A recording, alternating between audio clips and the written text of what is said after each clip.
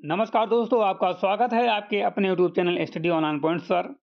Friends, आज की इस क्लास में हम लोग देखने वाले हैं वैदिक सभ्यता।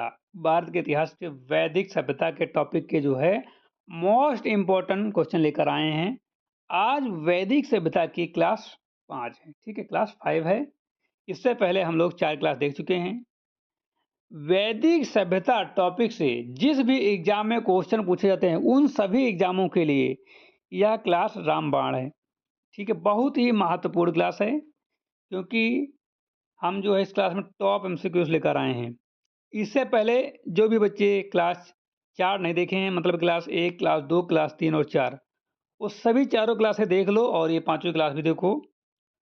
आप लोगों को इन सभी क्लासों के बाद कहीं और पढ़ने की जरूरत नहीं होगी वैदिक सभ्यता टॉपिक को, ठीक है, क्योंकि हर एक प्रकार से जिस प्रकार से क्वेश्चन पूछे जा सकते हैं, सभी प्रकार से जो है हमने यहाँ पर क्वेश्चन कवर करने की कोशिश की है। ठीक है, जिस प्रकार से एग्जाम में क्वेश्चन पूछे जाते हैं उस प्रकार के भी क्वेश्चन लिए गए हैं, जिस प्रकार से आगे पूछे जा सकते हैं उस प्रकार के भी क्वेश्चन को यहाँ पर कवर किया गया है। सारे क्वेश्चन बहुत ही ज़्यादा महत्वपूर्ण हैं, तो आप लोग सारे क्वेश्चनों को तैयार कर लेना। ठीक है, आपको एग्जाम में बहुत ही ज़्यादा मदद करेंगे।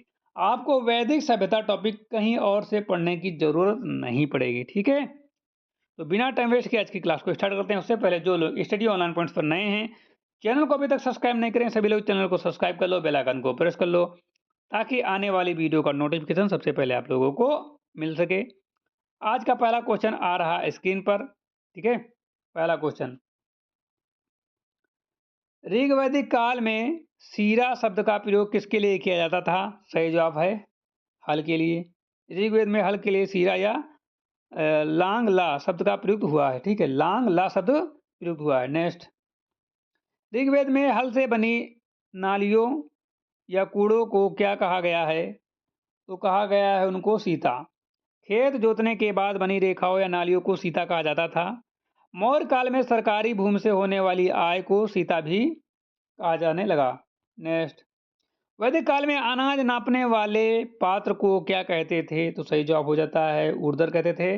अनाज नापने का मानक बर्तन ऊर्ध्वर कहलाता था। नेक्स्ट, ऋग्वैदिक काल में कीनास किसे कहा जाता था? सही जवाब हो जाता है हलवाहा, किसानों को। नेक्स्ट, ऋग्वेद में उर्वरा या क्षेत्र शब्द का क्या तात्पर्य था?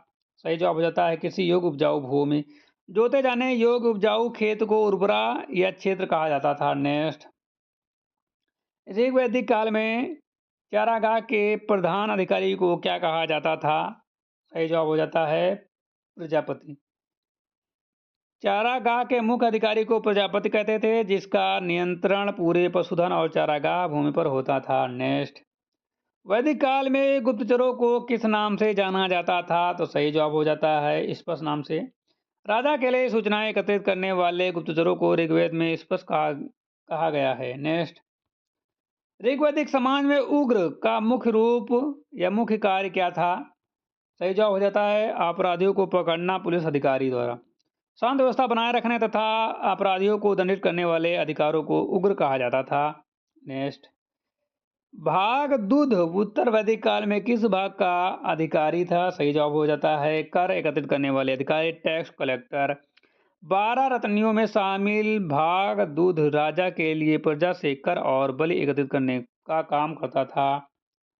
उत्तर वैदिक कालीन 12 रत्नियों में से संग्रहित संग्रहित का क्या दायित्व था? सही जवाब हो जाता है कोषाध्यक्ष। नेक्स्ट, वैदिक काल में सूत नामक रत्नी कौन होता था? सही जवाब हो जाता है राजा और साथी और रथ सेनापति। नेक्स्ट, ऋग्वैदिक काल में तक्षण या त्वष्टा किस शिल्पकार को कहा जाता था? सही जवाब हो जाता है बढ़ाई को। लकड़ी का काम करने वाले रथ बनाने वाले कारीगरों को तक्षण या त्वष्टा कहा जाता था, जिनका समाज में बहुत सम्मान था। नेक्स्ट, ऋग्वेद में चमड़े का काम करने वाले कारीगर को क्या कहा गया है? तो सही जवाब हो जाता है चर्मन। नेक्स्ट, कपड़ा बुनने वाले पुरुषों को वैदिक काल में वाय और महिला बुनकरों को क्या कहा जाता था? सही जवाब हो जाता है वायत्री। मिट्टी के बर्तन बनाने वाले को ऋग्वेद में क्या नाम दिया गया? सही जवाब हो जाता है कुलार। कुंभकार या मिट्टी के बर्तन बनाने वाले को कुलाल कहा जाता था। ऋग्वैदिक धातु कर्मकार या लोहार को क्या कहा जाता था? सही जवाब हो जाता है कुरमार। धातु अयस्क को गलाने और औजार बनाने वाले शिल्पी को करमार कहा जाता था। सोने के आभूषण बनाने वाले सुनार को वैदिक ग्रंथों में क्या कहा गया है? सही जवाब हो जाता है हिरण्यकार। सोना हिरण का काम करने वाले शिल्पी को हिरण्यकार कहा जाता था। नेक्स्ट, राजसूय राजसूय यज्ञ का मुख्य उद्देश्य क्या था? सही जवाब हो जाता है राजा के सिंहासन रोहण और दिव्य शक्तियां प्राप्त करना। राजसूय यज्ञ करने के राजाभिषेक के समय किया जाता था, जिससे राजा को अलौकिक शक्ति मिलने की मान्यता थी। अश्वमेध यज्ञ किस लिए आयोजित किया जाता था? तो सही जवाब हो जाता है साम्राज्य विस्तार और संप्रभुता का प्रदर्शन के लिए। नेक्स्ट, वाजपेयी यज्ञ की मुख्य विशेषता क्या थी? रथ दौड़ और राजा का प्रदर्शन, पशु बलि, 12 वर्षों तक निरंतर हवन, सन्यासी बनना। सही जवाब हो जाता है रथ दौड़ और राजाओं का प्रदर्शन।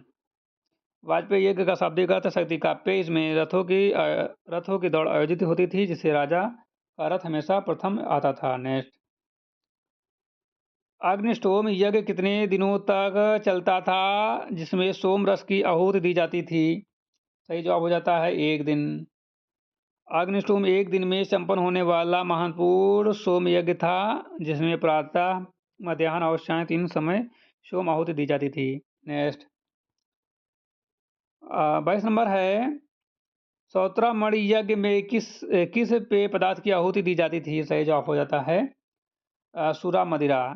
यह एकमात्र ऐसा यज्ञ था जिसमें इंद्र, सरस्वती और अश्विनों देवताओं को सुरा मदिरा की आहुति दी जाती थी। नेक्स्ट, ऋग्वैदिक काल में गोपाल या गोपा किसे कहा जाता था? सही जवाब हो जाता है राजा, कबीले का रक्षक। राजा का प्रमुख कर्तव्य मवेशियों की रक्षा करना था, इसलिए उसे गोपा जनसी जनरक्षक कहा जाता था। नेक्स्ट, गविष्ट शब्द का ऋग्वेद में क्या अर्थ निकाला गया है? सही जवाब हो जाता है गायों की खोज में लड़ा जाने वाला युद्ध। ऋग्वैदिक काल में गायों की मुख्य संपत्ति थी, इसलिए अधिकांश युद्ध गायों की प्रति खोज के लिए लड़े जाते थे, जिन्हें गविष्ट कहा जाता था। नेक्स्ट, गोधूली शब्द का प्रयोग वैदिक काल में किस समय के लिए होता था? संध्या समय के लिए, दोपहर, प्रातः यानी कि भोर, मध्यरात्रि। सही जवाब हो जाता है संध्या समय, सूर्यास्त होने के बाद या सोने होने के समय। जब समय को गाय जंगल से चरकर लौटती थी, उसके खुरों में धूल उड़ती थी, उस समय को गोधन या समय सूचक कहा गया। वैदिक काल में दूरी नापने की इकाई क्या थी? सही जवाब हो जाता है गयुति। गाय को चलने की दूरी के आधार पर गयुति को दूरी की माप की इकाई माना गया था, लगभग 4 से 8 मील। ठीक है। नेक्स्ट, वैदिक काल में समय टाइम की माप के लिए किस शब्द का प्रयोग किया जाता था? सही जवाब हो जाता है गोधूर काल। समय की छोटी इकाई को गोधूर और नक्षत्रों की स्थिति से मापा जाता था। ऋग्वेद में अक्ष सूक्त के रचयिता कौन माने जाते थे? कुरु, सूत, दूस, धनाका, विश्वामित्र, वशिष्ठ या अत्रि। सही जवाब हो जाता है कुरु, सूत या दूस, धनाका। ऋग्वेद में 10.34 से अक्ष सूत्र के अक्ष मौज वंश या लुप्त धनाका माने जाते थे। नेक्स्ट, उत्तर वैदिक काल में सिरा या सिर के लिए कितने बैलों द्वारा हल खींचने का उल्लेख है? सही जवाब है 6, 8, 12 या 24। कार्थक संहिता में 24 बैलों द्वारा भारी लोहे के हल खींचने जाने के विवरण मिलते हैं। ऋग्वैदिक काल में आयजी या आज शब्द का प्रयोग किसके लिए होता था? आपके ऑप्शन हैं जिसके यहाँ यज्ञ न कराया जा सके, पवित्र स्थान, महान पुरोहित, यज्ञ कुंड। सही जवाब हो जाता है जिसके यहाँ यज्ञ ना कराया जा सके। अनैतिक कार्य करने वाले या वेद विरोधी लोगों के लिए आयज शब्द का प्रयोग होता था। ठीक है, तो आज की क्लास में हमने आपको पूरे 30 क्वेश्चन करा दिए। आज ही क्लास 5 थी, इससे पहले जो है हमने 4 क्लासों में 200 क्वेश्चन करा दिए हैं। इन 30 क्वेश्चन को मिला दिया जाए तो 230 क्वेश्चन हो चुके हैं। अभी लगभग हम 3 क्लासें और लेंगे, 90 प्लस क्वेश्चन और कराएँगे अभी, ठीक है? तो लगभग 320 प्लस क्वेश्चन हो जाएँगे या 320 हो जाएँगे। और ये 320 क्वेश्चन जो भी बच्चा तैयार कर लेगा, कोई भी एग्ज़ाम हो, सभी एग्ज़ाम में वैदिक सभ्यता टॉपिक से एक भी क्वेश्चन मिस नहीं करके आएगा। मान लो 3 क्वेश्चन पूछे जाते होंगे तो 3, 5 पूछे जाएँगे तो 5 कर लेगा, 2 पूछे जाएँगे तो 2 कर लेगा, जितने भी पूछे जाएँगे सारे करके आएगा, ठीक है? तो आज की क्लास को यहीं पर समाप्त करते हैं। हम मिलते हैं एक नई क्लास के साथ, ठीक है? जो लोग स्टडी ऑनलाइन पॉइंट्स को सब्सक्राइब नहीं किए हैं, सभी लोग चैनल को सब्सक्राइब कर लो। धन्यवाद।